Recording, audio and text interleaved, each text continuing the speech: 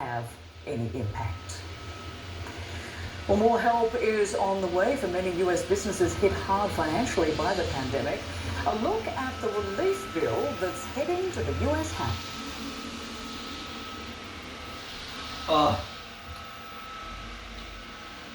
카메라가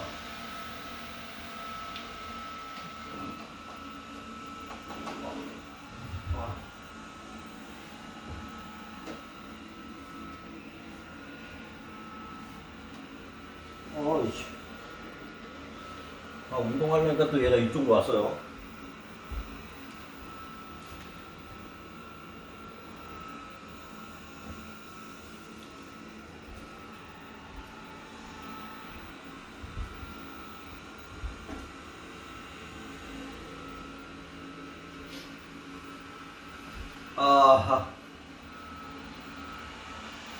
안녕하세요. 운동을 하겠습니다. 오늘 사실 진짜 어저께 늦게 자서 피곤한데 오늘 회사에서 일이 생각보다 안 힘들었습니다. 생각보다. 최근 일주일 동안 엄청 바빴거든요. 진짜 너무 힘들었는데 그나마 오늘 조금 숨 돌릴 정도? 그래서 원래 오늘도 진짜 피곤해가지고 그냥 간단하게 하려고 했는데 샤워하고 나니까는 그나마 좀 잠이 좀 깼어요. 그래서 스쿼트랑 팔굽혀펴기랑 하겠습니다.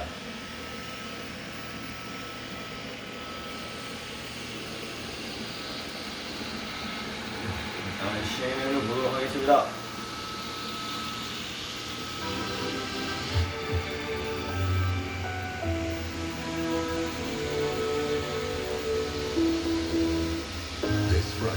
Alicia Keys joined CNN for the world premiere of her new song. You're doing a good job, don't get too down. The world needs you. A special global town hall Friday on CNN.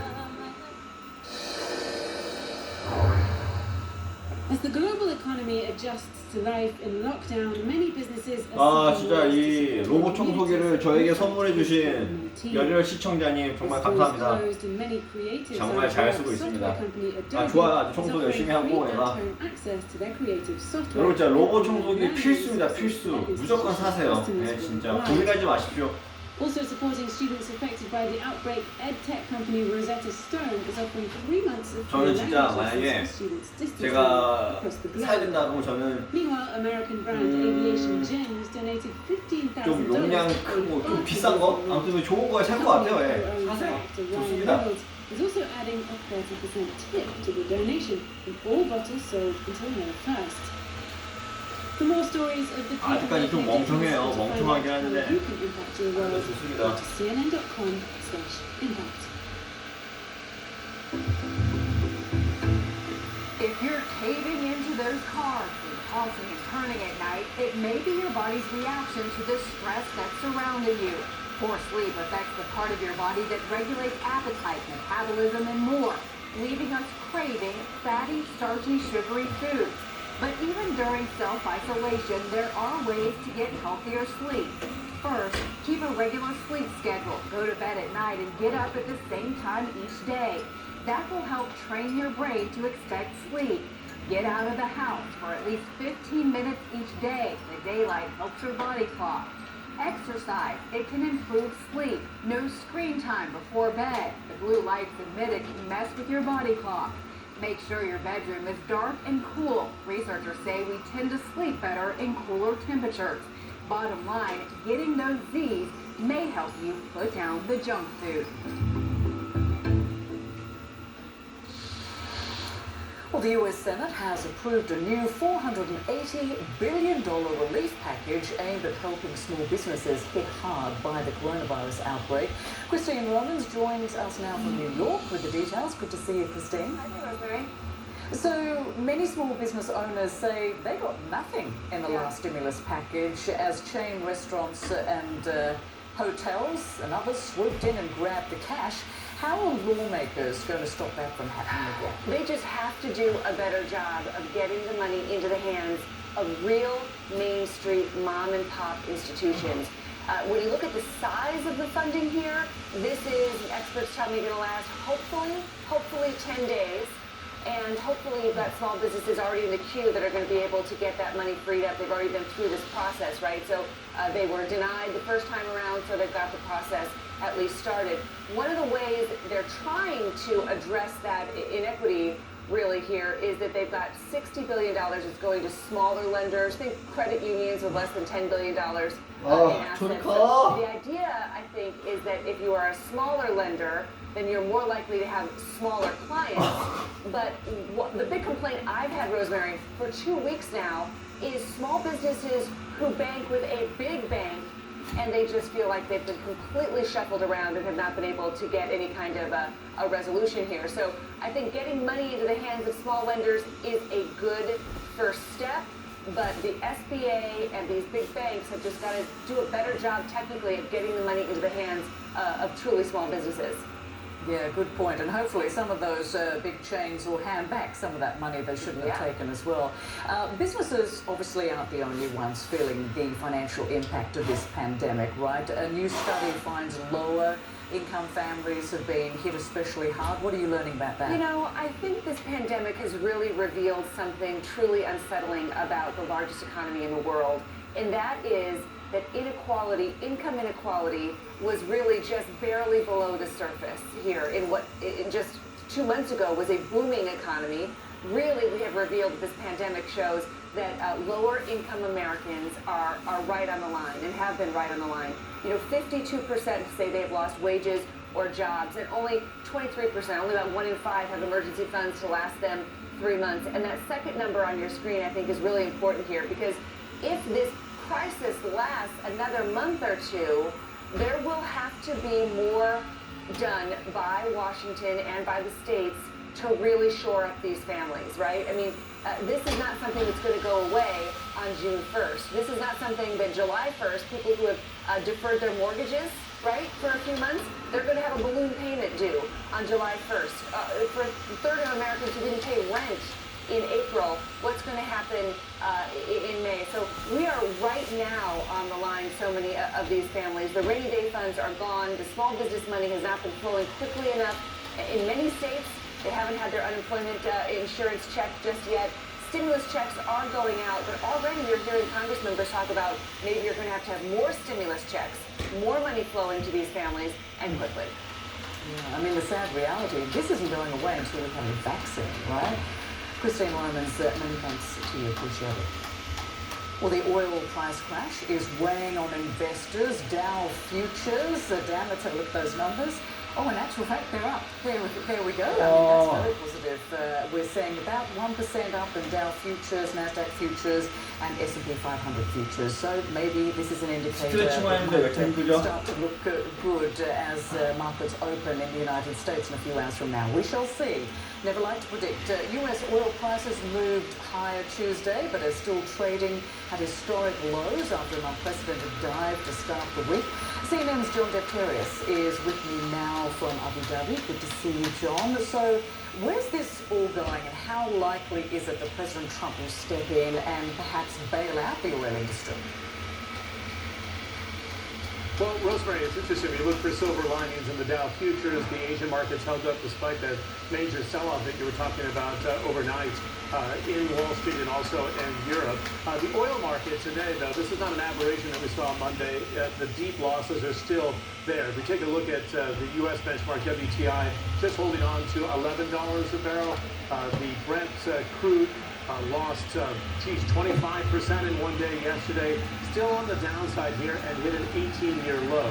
So don't be fooled by the stability that we see right now. And let's remind our viewers, from the start of the year, we were trading at $68 a barrel and gave up $20 a barrel in this horrible downturn for North Sea Brent. We had inventories go up again in the United States, an obscure number, but very important to the industry because we could have a record surplus of 535 million barrels in the next month and run out of capacity to store it by the end of June. We're already seeing that in Cushing, Oklahoma, which takes in the Texas crude.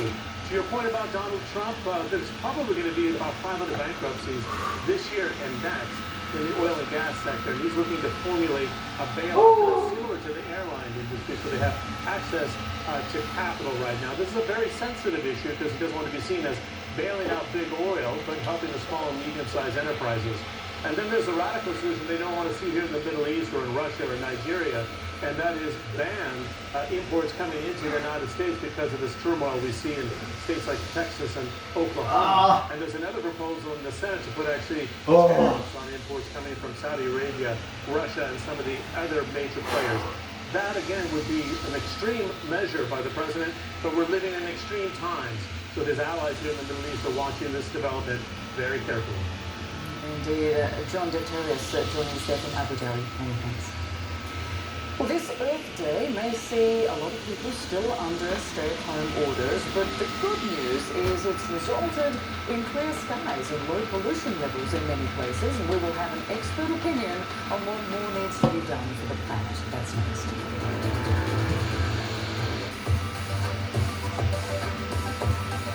WFH. It's not easy. So my working day begins with making sure all the television equipment is here, ready and working. Fire it up. Bingo! Check the microphone, making sure. Oh yes, there's always that one cable. Lights, cameras, action. If there have been no technical problems and everything has gone according to plan, well, after 15 minutes, that should be that. And we're ready to broadcast. If it's a nice day, we can do it outside. I'm Richard West, and on the rooftop, I certainly mean business. You can't just sit around for hope to come. With science as our map, come with me on an American road trip to see how the climate crisis is changing life as we know it. The Road to Change, America's Climate Crisis, Sunday on CNN.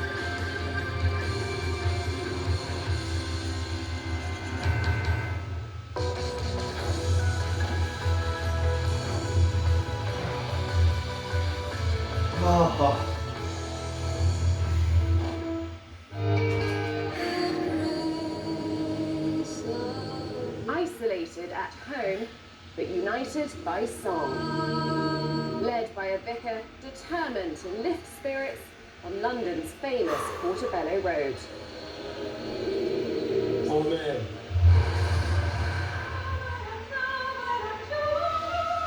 In Paris, from balconies, from streets,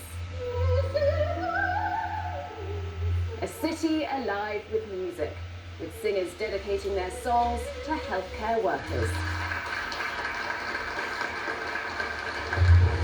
And from an empty Milan, Italian tenor Andrea Bocelli stunned the world in his performance Music for Hope.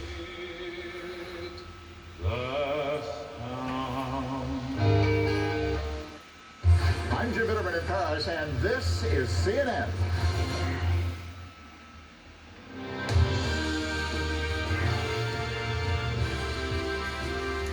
Today is Earth Day, and although people are unable to celebrate together because of the pandemic, the important message to protect the planet is still being shared. Skies are clearer around the globe due to lockdowns and stay-at-home orders. Officials in Argentina say air pollution has been significantly reduced since the start of quarantine in early March.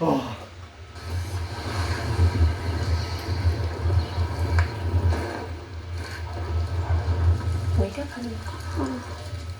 But climate change activist Greta Thunberg reminds us that our house is still on fire. A new campaign released through her Fridays for Future movement drives home the fact that the planet is in peril right now.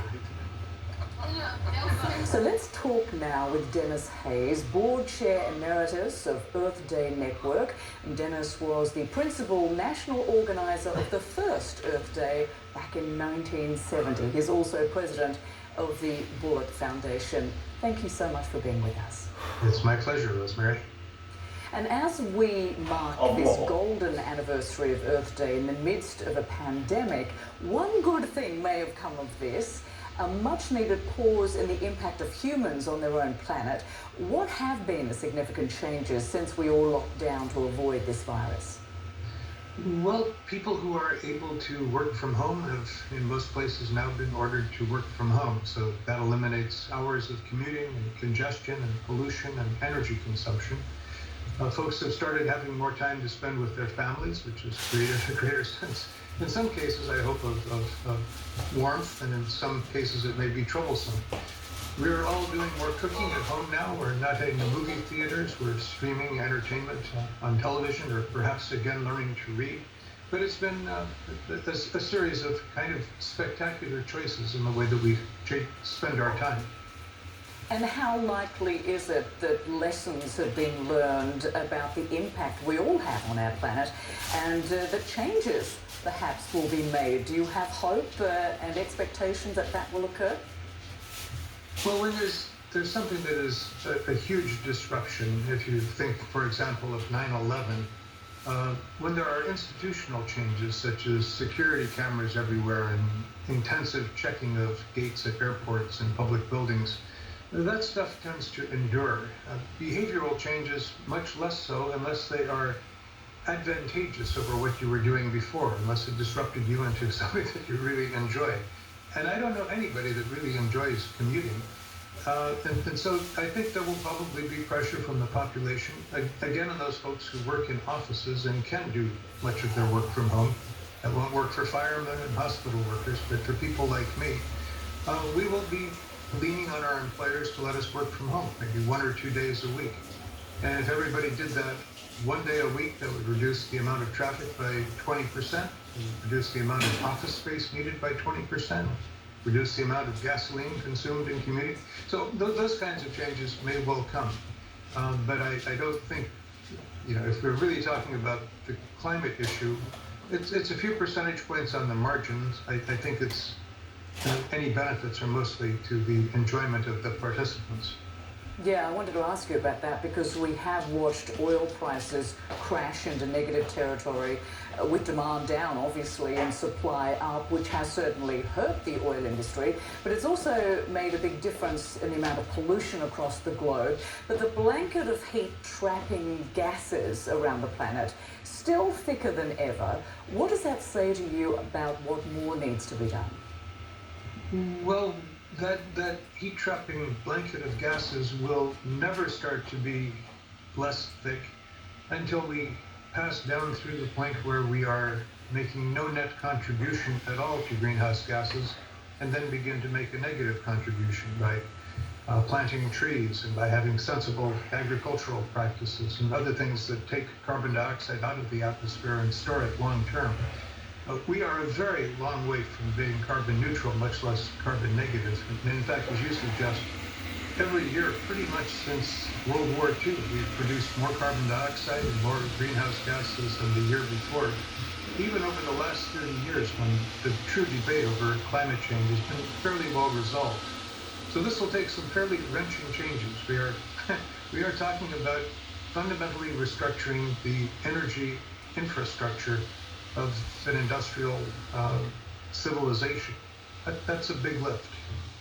Yeah, absolutely. And of course, as we mark this 50-year anniversary of Earth Day, what do you see the biggest challenges we face in the years ahead, and what are your biggest concerns?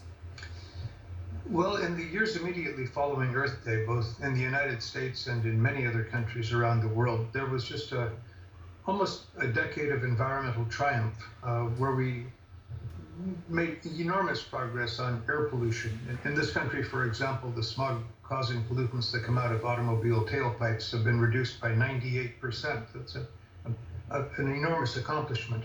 But all of those things were in fields where you could pass laws by national legislatures and enforce them through a Department of Justice and Environmental Protection Agency. When you're dealing with international issues, global issues, like climate change, like pandemics, like threats to the world's oceans, like migratory species across multiple borders, no one country can solve any of those by itself. It requires global cooperation. And in that, the world does not have a great history of success. Yeah, we shall see if there's any political will to do any of this cleanup work. Dennis Hayes, thank you so much. What an honor to speak with you. 저녁 뭐 Appreciate 먹지? It's my pleasure, Rosemary. As some US states like Georgia and South Carolina move to reopen, two new reports say a major boost in testing is needed to get a handle on the pandemic. One calls for 3 to 30 million tests a week. The other says 20 million tests a day are needed. CNN senior medical correspondent Elizabeth Cohen is following new developments in testing and treatments and filed this report. Antibody testing. We can't get back to normal without it. The antibody piece is critical. These tests show whether you've already been infected with COVID-19, have developed antibodies, and might be immune. But this week we're learning there are several problems. One, some of the tests don't work. The problem is that these are tests that need to be validated and calibrated. And many of the tests out there don't do that. Two, the tests need certain materials to make them work, and many officials say there's just not enough of these supplies. Those labs can only run as many tests as the national manufacturers provide them chemicals, reagents, and lab kits. The national manufacturers say they have supply chain issues. I'd like the federal government to help on those supply chain issues. Three, even if you have antibodies, it's not clear what that means. There's an assumption, a reasonable assumption, that when you have an antibody that you are protected against reinfection. But that has not been proven for this particular virus. While work on antibody tests continues, researchers still looking for a drug that might fight COVID-19. Novartis announcing it will begin new clinical trials to study hydroxychloroquine. President Trump has touted this drug, and there are at least 25 other studies that are getting started. And the University of California, San Francisco is recruiting 6,000 patients with COVID to see if the anti-inflammatory drug colchicine might work. It's used now to treat gout. Hopes pin that some drug or another will save people from dying during the pandemic. CNN senior medical correspondent Elizabeth Cohen with that report. Well, you are watching CNN Newsroom, still to come. Extraordinary scenes in Nigeria as the coronavirus sparks a food crisis. We will have a report from Lagos. That's just ahead. This Friday, Alicia Keys joins CNN for the world premiere of her new song, Good Job. Doing a good job, don't get too down. The world needs you now.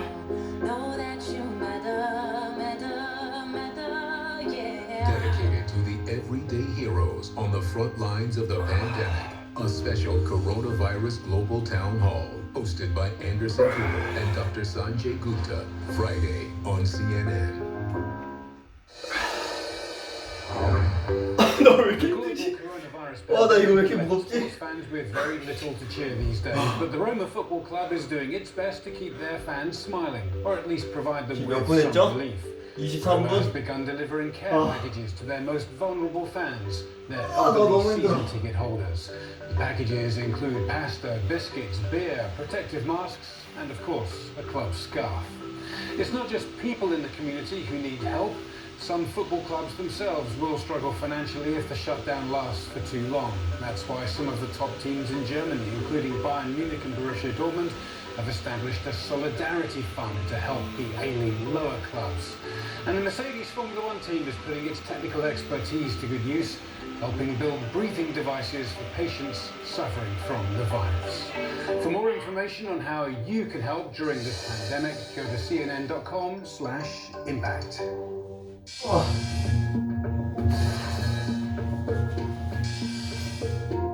Right now, what we need is intelligent consideration where we try to find a medium between the clanging of the coin and the beating of the heart. In other words, the health and the economy. So opening the doors without absolute both scientific and both economic joining, I think would be disastrous. Look what happened in China after the first day that they stopped quarantining. Hundreds of thousands of people just ran out, into the street and into sites. I have patients, for example, some that are being re-examined today that have been asymptomatic now for a couple of weeks. We've retested them. They still have active virus in their upper respiratory system. I think it would be almost disastrous to just say that we can just open the doors.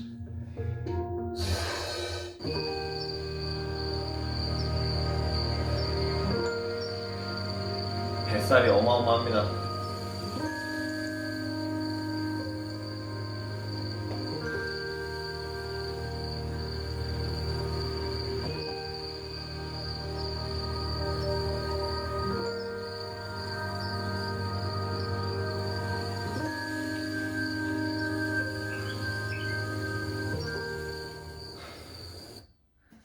요거 10개만 더 하고 오늘 끝낼게요. As hospitals across the United States fight for masks, gloves and ventilators, rural hospitals are facing a different crisis: how to stay in business. CNN's Leila Santiago has our report. Among the rolling hills and the open fields, a laid-back community. To me, it's one of the best places to live. Rural America has largely been able to avoid the worst of coronaviruses. No packed ICUs or morgues filling up. But there are people with COVID-19. 80% of rural counties across the country have now reported cases. And though it is nowhere near the spike seen in metropolitan areas, for doctors like Dr. Donovan Beckett in West Virginia, it's been devastating. I mean, the